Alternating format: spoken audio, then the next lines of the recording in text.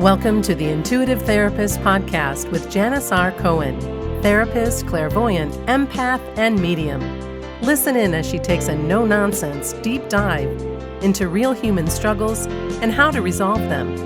Janis will share channeled information from her spirit guide team, as well as the angels and archangels, to help you master your emotional, physical, financial, and spiritual destiny. And now, Janis R. Cohen. Hey y'all, this is Janis Cohen, the Intuitive Therapist here on the Intuitive Therapist Podcast. I'm happy you're with me today.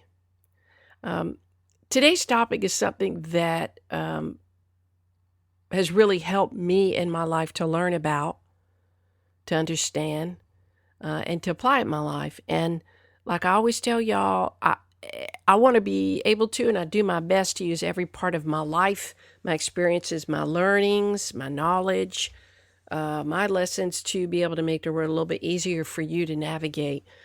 Because I know if one person experiences something, it's got to be a universal experience. And more people than not can relate to the things that I talk about. And I always do my best to talk about things in a real way. And today I want to talk to you about why people can only meet you as deeply as they have met themselves. And I think each of us struggles to make sense of other people's behaviors and reactions at times. I know I have. I'm sure you do. I still fall back and do it, although I feel like I'm much more conscious of what people bring to me, knowing more often than not, pretty much. Okay, so here's how it is. People bring their stuff to a conversation, and it belongs to them. I bring my stuff to a conversation. It belongs to me. And we got to look at things like that in one of two ways. One is a person's reaction belongs to them, but maybe they're bringing up something or reacting to something that you really do need to look at. Second way is they're having a reaction to something that only belongs to them and has actually nothing to do with you. So it's going to be important for you to really be able to make that kind of distinction when people bring their stuff and show up in the ways that they show up. So when we say things like, if they could only see things this way, then things would get better for them. Or, I just don't get it. How can they not see it this way? Or, why don't they understand what I'm trying to say? I don't understand why they keep doing something over and over and over again. Or why they just don't understand what I have to say. I don't understand why they just don't get me. Why do we have such a hard time simply accepting others as they show themselves to be? Especially those who seem to ignore our advice or treat us poorly. Why do we take another person's behavior or words personally? Why do we even spend our time trying to convince someone else of anything?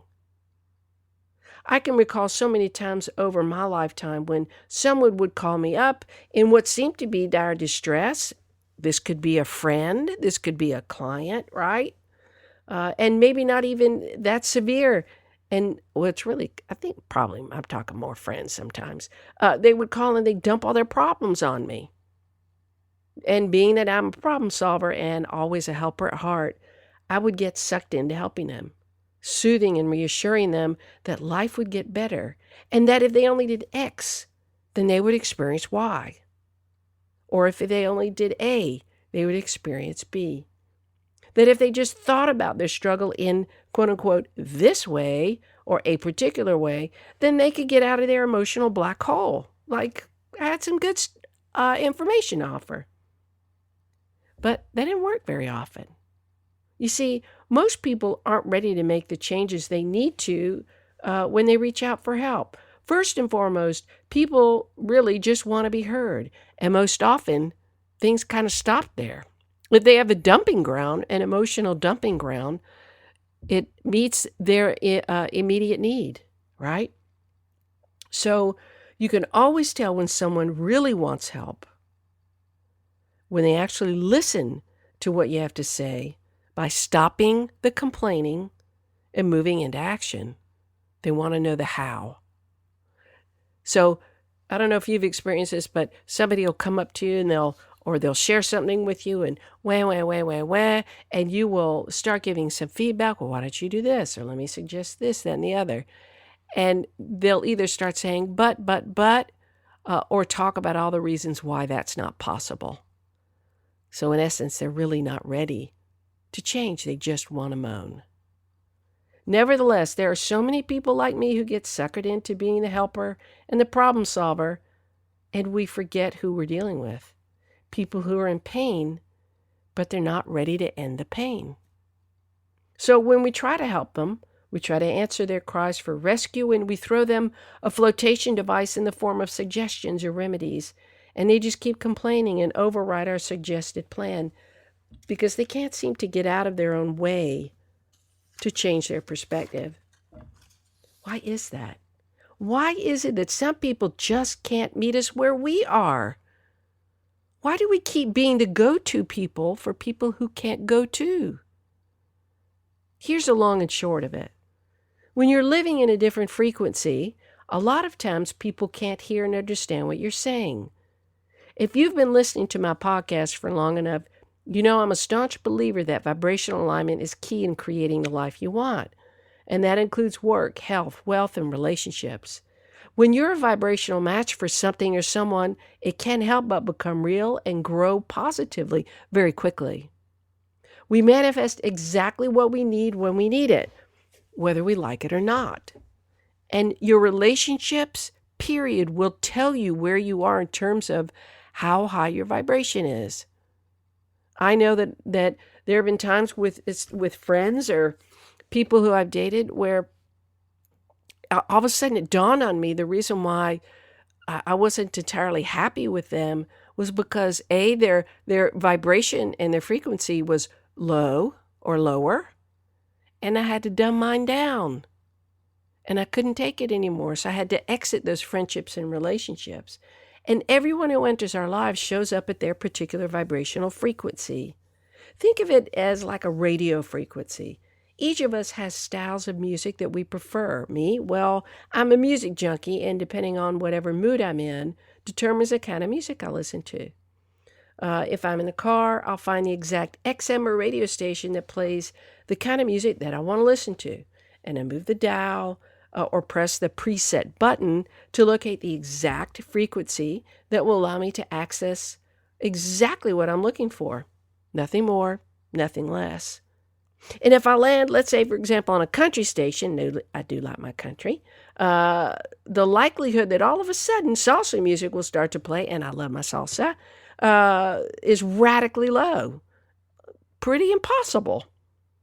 Unless there's like a duet, but that's kind of rare. Anyway, simply because that's not the music that the radio frequency resonates with, right? It's not what's played on that frequency. So the same goes for people. Each of us vibrates at a particular frequency. When people vibrate at a higher frequency, they tend to align themselves with others who share and align with that same or similar frequency, right? When we meet those types of people, it's as if they emit a particular energy, an inner light, so to speak, that we find them either terribly appealing or terribly revolting. How we respond to someone who lives in such a high vibration depends on where we're vibrating. Hence, people can only meet you to the length and depth that they meet themselves.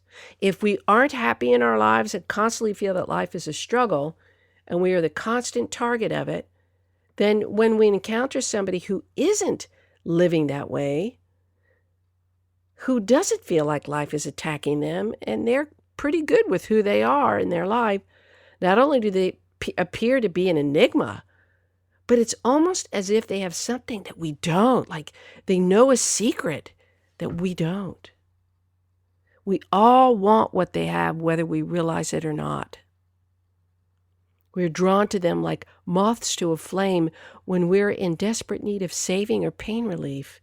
We are perplexed about them and how they live in this state of quote-unquote happiness or luck, where everything seems to fall in their laps or they just kind of have an easy time with life.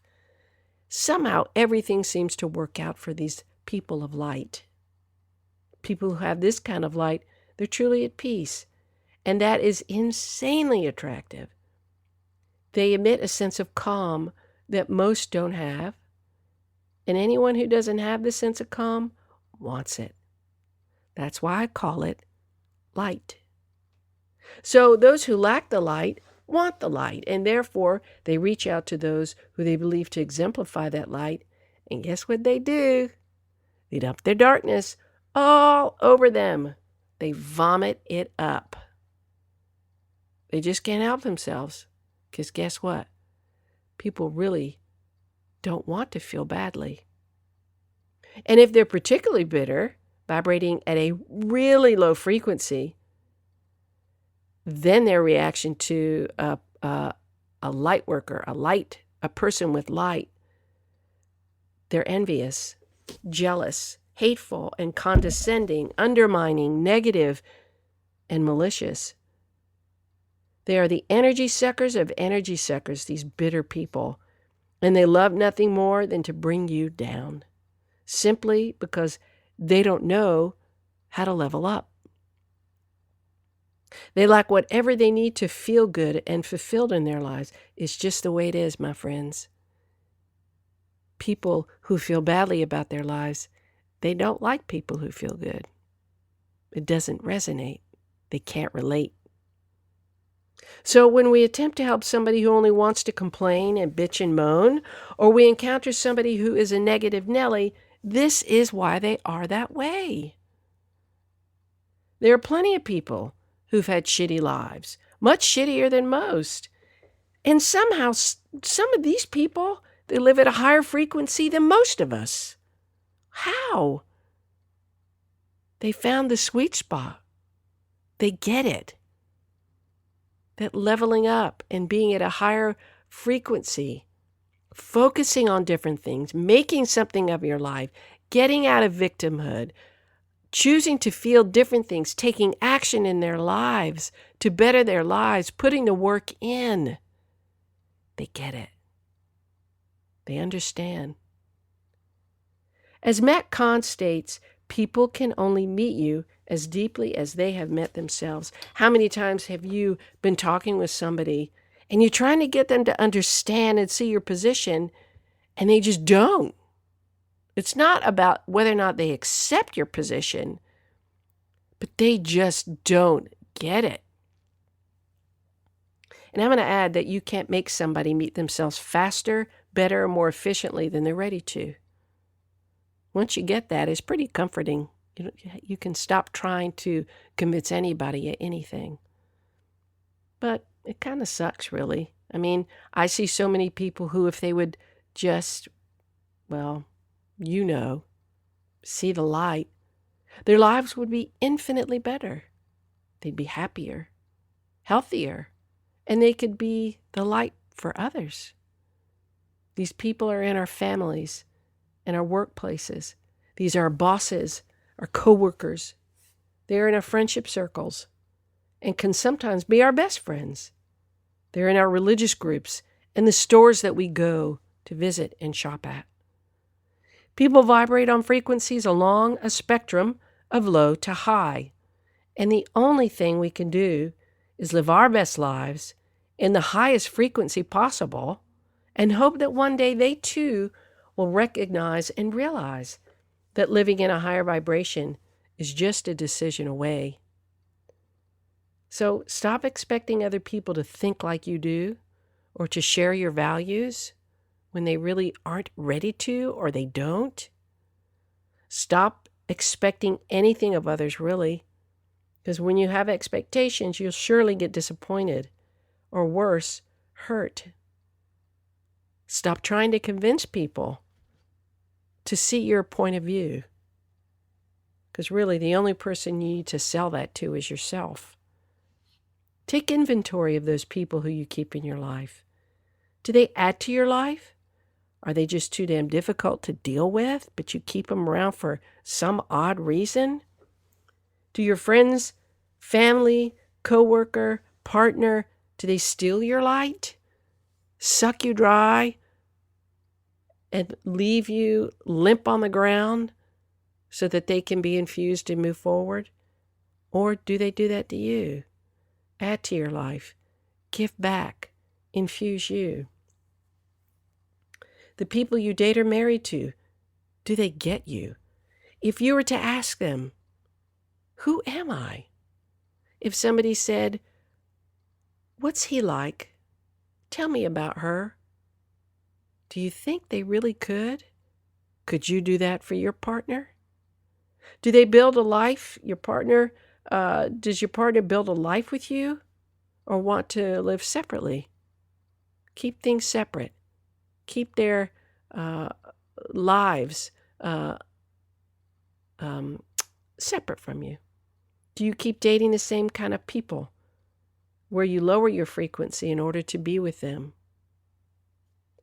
These are important questions to ask yourself and good things to think about as you move about your day, where you try to morph yourself to be able to meet somebody else's frequency when in fact you need not.